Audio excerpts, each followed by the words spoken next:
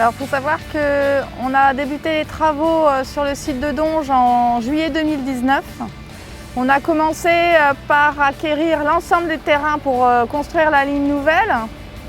Et avant de commencer les terrassements, nous avons dû faire des diagnostics archéologiques, des diagnostics pyrotechniques et démolir l'ensemble des habitations ou des usines qui étaient sur les sites.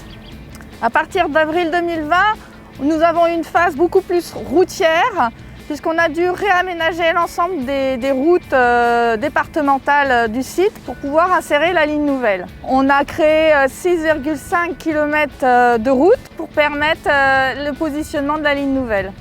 À partir de là, lorsque la trace a pu être mise en sécurité, et donc nous sommes dans notre propre site de travaux, et unique, et on peut circuler facilement sans gêner la circulation routière et les riverains.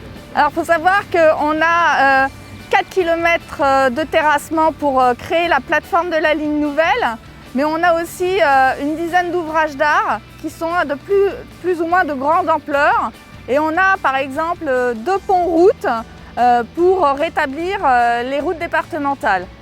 Au niveau de l'ouvrage d'art du pont rail de raccordement ouest, nous avons dû travailler à l'intérieur du site de la raffinerie Total, ce qui a fait nouveau pour nous. Avec des règles ferroviaires, on maîtrise, et là on a dû maîtriser aussi les règles de sécurité industrielle. On a dû travailler ensemble. Ça a été beaucoup plus complexe qu'un ouvrage d'art classique en milieu ferroviaire. On a de nombreuses opérations de terrassement lors du premier été qui ont consisté à purger les matériaux compressibles, à venir réaliser les fouilles des futurs ouvrages d'art. On a continué lors de l'automne et l'hiver 2020 la construction des ouvrages d'art et des gros ouvrages hydrauliques de traversée ferroviaire. Au printemps 2021, on a achevé les divers travaux d'ouvrage d'art pour établir les itinéraires routiers du conseil départemental ou de tiers, comme par exemple les itinéraires routiers de Total. On est aujourd'hui à l'été 2021, on réalise la fin des travaux de terrassement, les couches de forme, les sous-couches ferroviaires. On réalise également l'assainissement longitudinal, tout ça avec un objectif de terminer au mois d'août 2021 la trace ferroviaire, la fin de l'année 2021 étant plutôt allouée à la réalisation des aménagements environnementaux, des zones compensatoires et les bassins de rétention.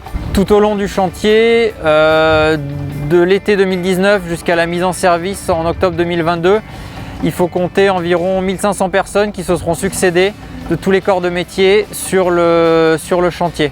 Aujourd'hui, on a à peu près 1100 personnes qui sont venues et qui sont déjà intervenues, des génies civilistes, des ouvragistes, des terrassiers, des hydrauliciens. On a des métiers de la démolition et on commence petit à petit à avoir des métiers plutôt du génie ferroviaire, la voie, la caténaire, la signalisation, les télécommunications. C'est tous ces corps de métiers-là qui vont venir se succéder pour construire le projet. Il faut considérer que tous les corps de métiers qui sont en capacité d'intervenir sur une construction de ligne ferroviaire seront intervenus sur le chantier de Donges.